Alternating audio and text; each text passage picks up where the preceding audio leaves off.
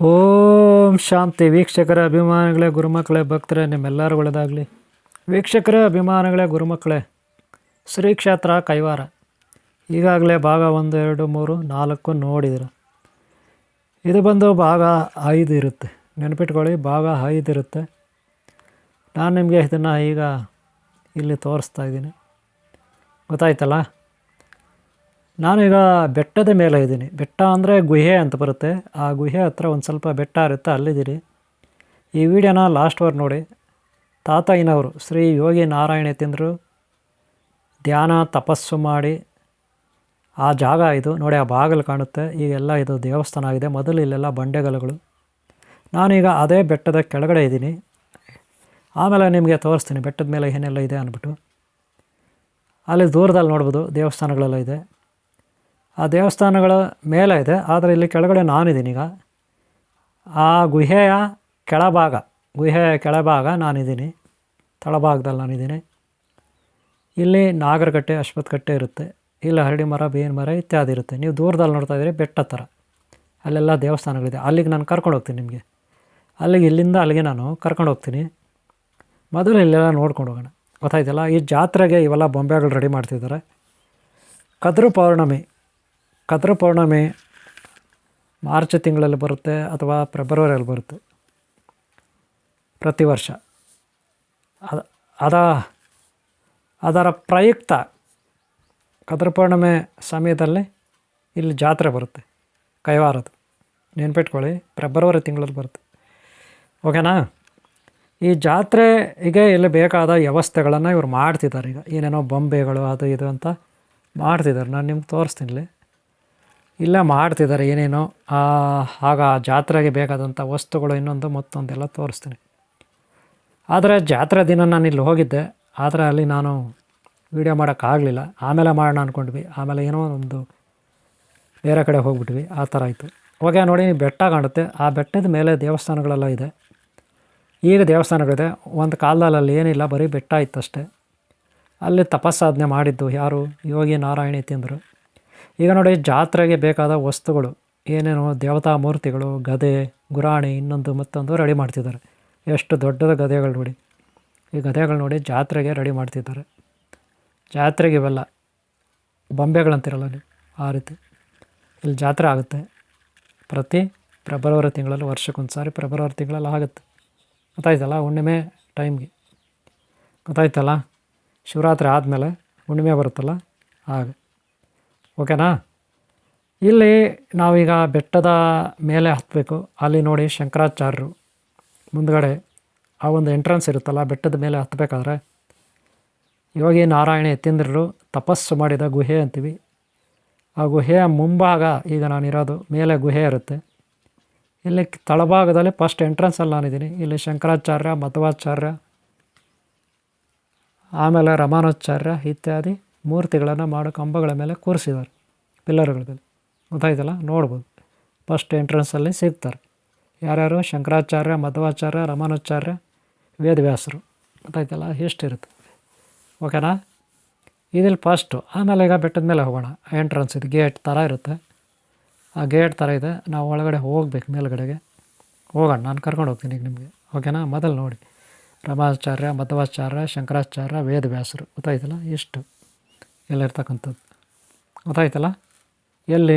ತಳಭಾಗದಲ್ಲಿ. ಆ ಗುಹೆ ಮೇಲ್ಭಾಗಕ್ಕೆ ಹೋಗೋದಕ್ಕಿಂತ ಮುಂಚೆ ಈಗ ಮೆಟ್ಲುಗಳಿರುತ್ತೆ. ಅಕ್ಕಪಕ್ಕ ಸಾಕಷ್ಟು ಕನಕದಾಸರು, ಪುರಂದಾಸರು, ರಮಾನುಚಾರ್ಯರು, ಮಧ್ವಾಚಾರ್ಯರು, ಇನ್ನೂ ಅನೇಕ ಮಂದಿ ಇಲ್ಲಿ ಗುರುಗಳನ್ನು ಯಾರು ಇರ್ತಾರಲ್ಲ, ಬಸವಣ್ಣನವರು, ಸರ್ವಜ್ಞ ಮೂರ್ತಿ ಇತ್ಯಾದಿ, ಅವ್ರನ್ನೆಲ್ಲ ಅಕ್ಕಪಕ್ಕ ನಿಲ್ಲಿಸಿರ್ತಾರೆ ಮೇಲೆ ಮೆಟ್ಲುಗಳು ಹತ್ತವಾಗ. ಈಗ ನಾನು ಮೇಲ್ಗಡೆ ಇದ್ದೀನಿ. ಎಲ್ಲೇ? ಮೇಲ್ಗಡೆ ಇದ್ದೀನಿ. ಏನಪ್ಪ ಅಂದ್ರೆ ಅಲ್ಲಿ ದೇವಸ್ಥಾನ ಇರುತ್ತೆ. ಮೇಲೆ ಒಂದು ಮಠ ಥರ ದೇವಸ್ಥಾನ. ಮಠನೂ ಇರುತ್ತೆ, ದೇವಸ್ಥಾನ ಇರುತ್ತೆ. ಯಾರಾದರೂ ಸನ್ಯಾಸಿಗಳು ಅವರು ಇವರು ಬಂದರೆ, ಸಾಧುಗಳೆಲ್ಲ ಬಂದರೆ ಇಲ್ಲಿ ಮಠದಲ್ಲಿ ಉಳ್ಕೊಬೋದು. ನಾನು ಆಮೇಲೆ ತೋರಿಸ್ತೀನಿ ಮಠದ ಒಳಗಡೆ. ಈಗ ಸದ್ಯಕ್ಕೆ ನಾನು ದೇವಸ್ಥಾನ ಮಠದ ಹೊರಭಾಗ ಇದ್ದೀನಿ. ನೋಡಿ, ಈ ಬಾಗಿಲು ಕಾಣುತ್ತೆ ನೇರವಾಗಿ ನಿಮಗೆ. ಅದೇ ಗುಹೆಯ ಬಾಗಿಲು. ಅಲ್ಲಿ ಕಾಣುತ್ತಲ್ಲ ನೇರವಾಗಿ ಬಾಗಿಲು, ಅದೇ ಗುಹೆಯ ಬಾಗಿಲು.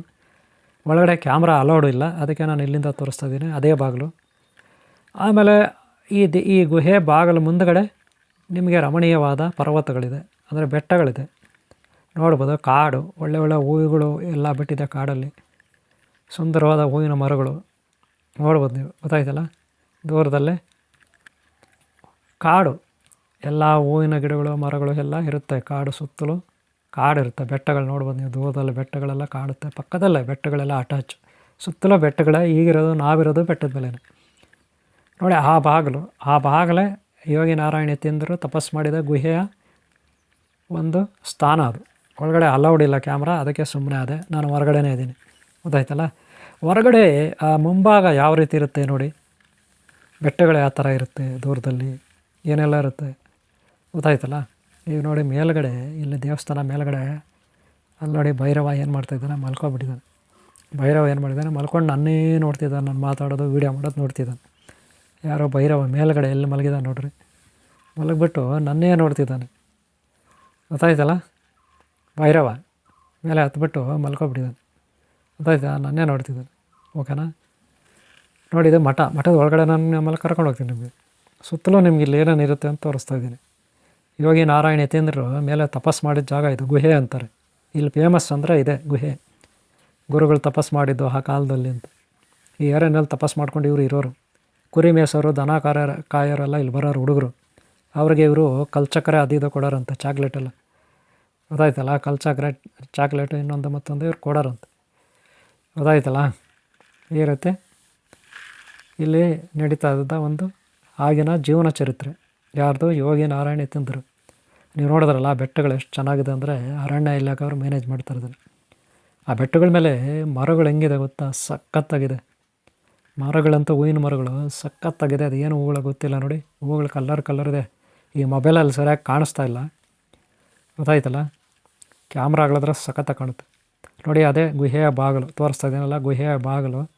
ಆ ಬಾಗಿಲು ಒಳಗಡೆ ಹೋದರೆ ಬಂಡೆಗಲ್ಲಿರುತ್ತೆ. ಬಂಡೆಗಲ್ಲ ಹತ್ರ ಮೂರ್ತಿ ಇರುತ್ತೆ, ಯೋಗಿ ನಾರಾಯಣ ಅವ್ರದ್ದು, ಗುರುಗಳದ್ದು.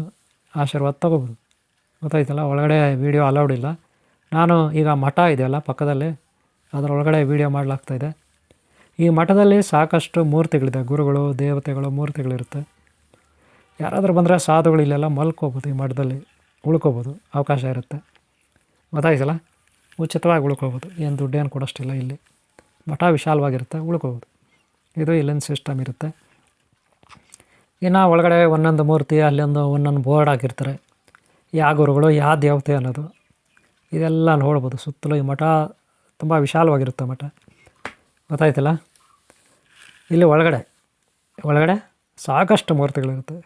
ಕೈವಾರ ಶ್ರೀ ಕ್ಷೇತ್ರ ಕೈವಾರ ನಾರಾಯಣ ಯತೀಂದ್ರರು ತಪಸ್ಸು ಮಾಡಿದಂಥ ಸ್ಥಳದ ಪಕ್ಕದಲ್ಲಿ ಸ್ಥಳ ಬಂದು ದೇವಸ್ಥಾನ ಆಗಿಬಿಟ್ಟಿದೆ, ಅದಕ್ಕೆ ಅಟ್ಯಾಚ್ ಮಠ ಆಗಿದೆ ಇಲ್ಲಿ.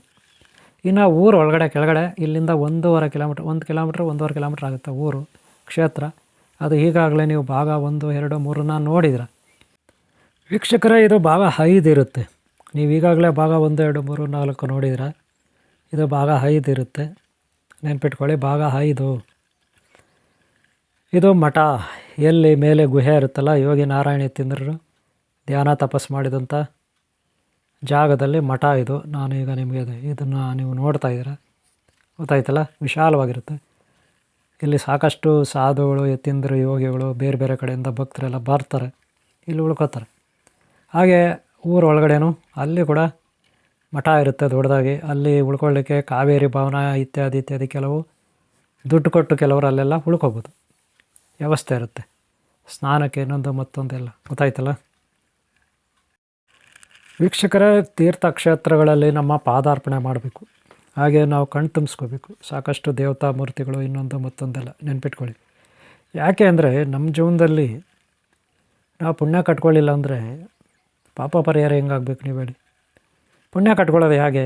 ತೀರ್ಥಕ್ಷೇತ್ರಗಳಿಗೆ ಹೋಗಬೇಕು, ಅಲ್ಲಿ ಅನ್ನದಾಸೋಹಕ್ಕೆ ಒಂದಷ್ಟು ಕಾಣಿಕೆ ಆಗಬೇಕು. ಹಾಗೆ ಸಾಧುಗಳು ಯಾರಾದರೂ ಕಾಣಿಸ್ತಿದ್ರೆ ಅವ್ರಿಗೆ ನಾವು ಶರಣಾಗತಿ ಆಗಬೇಕು, ಆಗಲೇ ಪುಣ್ಯ ಸಿಗೋದು. ವೀಕ್ಷಕರೇ, ಇದೊಂದು ಸಣ್ಣ ಮಾಹಿತಿ ನಾನು ನಿಮಗೆ ನೀಡಲಾಯಿತು. ಈ ವಿಡಿಯೋ ಇಷ್ಟ ಆದರೆ ಅವ್ರು ಲೈಕ್ ಮಾಡಿ. ಸಕಲ ಗುರುಗಳ ಆಶೀರ್ವಾದ ನಿಮಗಿರಲಿ, ಹಾಗೆ ಇಲ್ಲಿನ ದೈವಿ ಶಕ್ತಿ ಆಶೀರ್ವಾದ ನಿಮಗಿರಲಿ, ಗೊತ್ತಾಯ್ತಲ್ಲ. ಶ್ರೀ ಕ್ಷೇತ್ರ ಕೈವಾರ ಭಾಗ 5 ಇಲ್ಲಿ ಮುಗಿಸ್ತಾ ಇದ್ದೀನಿ. ಭಾಗ 1, 2, 3, 4 ನೋಡಿಲ್ಲ ಅಂದರೆ ನೋಡಿ ಹಿಂದಿನ ಭಾಗಗಳನ್ನು. ಇದು ಭಾಗ 5 ಇರುತ್ತೆ, ಇಲ್ಲಿ ಮುಗೀತಾ ಇದೆ. ಗುರುಗಳ ಆಶೀರ್ವಾದ ನಿಮಗಿರಲಿ. ಇಲ್ಲಿನ ತೀರ್ಥಕ್ಷೇತ್ರದ ಸ್ಥಾನ ಶಕ್ತಿ, ಸ್ಥಾನ ಪಾಲಕ ಶಕ್ತಿ, ಕ್ಷೇತ್ರ ಪಾಲಕ ಶಕ್ತಿ ಆಶೀರ್ವಾದ, ಇಲ್ಲಿ ಆ ಪ್ರಕೃತಿ ಇದೆಯಲ್ಲ, ಸುಂದರವಾದ ರಮಣೀಯ ಸುಂದರವಾದ ಪರ್ವತ ಬೆಟ್ಟ ಗುಡ್ಡಗಳ ಒಂದು ಪ್ರಕೃತಿ ಇದೆಯಲ್ಲ, ಅದರ ಆಶೀರ್ವಾದ ನಿಮಗಿರಲಿ. ನಿಮ್ಮೆಲ್ಲರೂ ಒಳ್ಳೆಯದಾಗಲಿ. ಈ ವಿಡಿಯೋ ಇಷ್ಟಾದರೆ ಒಂದು ಲೈಕ್ ಮಾಡಿ. ನಿಮ್ಮ ಪ್ರೋತ್ಸಾಹ ಇದ್ದರೆ ಮತ್ತೆ ಮತ್ತೆ ನಾನು ಈ ರೀತಿ ವಿಡಿಯೋ ಮಾಡಲಿಕ್ಕೆ ಅನುಕೂಲ ಆಗುತ್ತೆ. ಓಂ ಶಾಂತಿ, ಓಂ ಶಾಂತಿ, ಓಂ ಶಾಂತಿ. ಒಂದು ಲೈಕ್ ಮಾಡೋದು ಮರಿಬೇಡಿ. ಸದಾ ನಮ್ಮ ವಿಶ್ವಾಸ ನಮಗಿರಲಿ. ಒಳ್ಳೆಯದಾಗಲಿ ನಿಮಗೆ. ಓಂ ಶಾಂತಿ, ಓಂ ಶಾಂತಿ, ಓಂ ಶಾಂತಿ.